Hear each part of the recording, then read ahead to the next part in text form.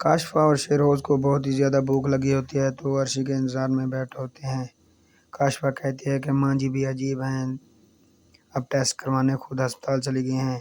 जब वापस आते हैं तो काशफ़ा कहती है कि इतनी देर कहाँ लगा दी, तो अर्शी कहती है कि आप अपनी माँ से पूछ लें, मुझसे क्या पूछती हैं। और माँ जी भी बहुत ही थकी होती है। काशफ़ा कहती है, माँ जी आपने बहुत ही देर लगा दी। अर्शी से कहती है कि अब जाओ जल्दी से खाना लगा दो। शिरोज़ को बहुत ही ज़्यादा भूख लगी है और शिरोज़ भी अपनी बहन से कहता है कि आप जल्दी से खाना बना दें। तो अर्शी कहती है कि अब मैं खाना नहीं बनाऊंगी क्योंकि हम तो आइसक्रीम और बर्गर खा कर आए हैं, हमें तो खाना नहीं खाना, मैं जा रही हूँ सोने। जिसने खाना खाना है खुद तैयार कर ले। काशफ़ा कहती है कि मैं तुम्हें ऐसा सबक सिखाऊंगी कि तुम सारी ज़िंदगी याद रखोगी। अर्शी का कज़न अर्शी से कहते हैं कि आप क्या घूर रही हो, आना है तो आ जाओ, इस तरह क्यों घूर रही हो। तो अर्शी उसके साथ आकर बैठ जाती है और आपस में बातें करने लगते हैं और अपने कज़न से कहती है कि मुझे कोई जॉब दिला दो, मैं पढ़ना चाहती हूँ।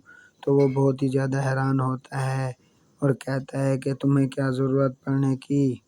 अर्शी और उसका कज़न आपस में बातें कर रहे होते हैं तो उधर उनकी नानी जान आ जाती है। दूसरी तरफ शिरोज़ अपने वालिद को कहता है कि मुझे ट्रिप पर जाना है, स्कूल वाले ट्रिप पर जा रहे हैं, मुझे बहुत शौक़ है ठंडे इलाकों की सैर करने का।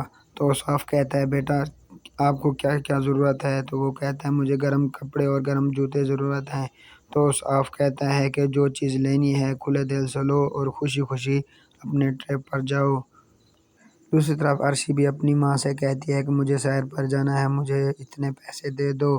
तो उसकी छोटी बहन कहती है, अर्शी जी आपको तो पता है कि अम्मी के पास पैसे नहीं हैं। जब औसाफ और शिराज़ बात कर रहे होते हैं तो अर्शी और उसका कज़न ये सब कुछ सुन लेते हैं।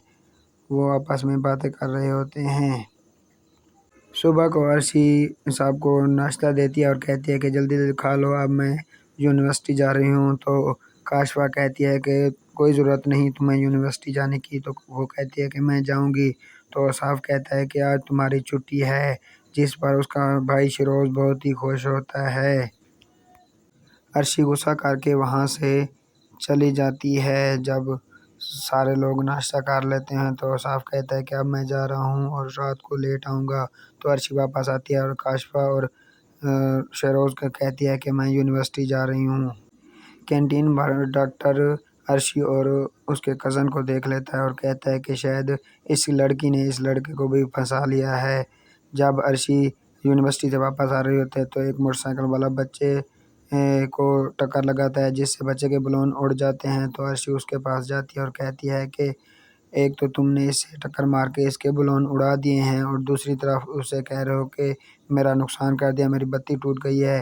अर्शी उसकी चाबी उठा लेती है। तो इसी दौरान डॉक्टर साहब भी वहाँ पर आ जाते हैं और कहते हैं कि आप यहाँ भी मौजूद हैं। अर्शी और उसका कज़न आराम से चाय पी रहे थे तो काशफ़ा कहती है कि शिरोज़ मेरी गाड़ी लेकर निकल गया है, शायद वो मेरी गाड़ी मार ना दे। तो उसे खबर मिलती है कि शिरोज़ ने गाड़ी मार दी है। तो वो बहुत ही परेशान होती है। उसे बेटे की फ़िक्र नहीं होती, उसे अपनी गाड़ी की फ़िक्र होती है। तो शिरोज़ जब वापस आता है तो उसकी नानी कहती है कि इसकी टाँग पर तो बहुत ही ज़्यादा चोट लगी है, अर्शी जाओ इसे डॉक्टर के पास ले जाओ, उसका घर साथ ही है। तो अर्शी उसे डॉक्टर के पास ले जाती है और कहती है कि इसकी टाँग पर चोट लगी है, इसे पट्टी कर दें। तो डॉक्टर उसकी पट्टी कर देता है और वो वहाँ से चले जाते हैं।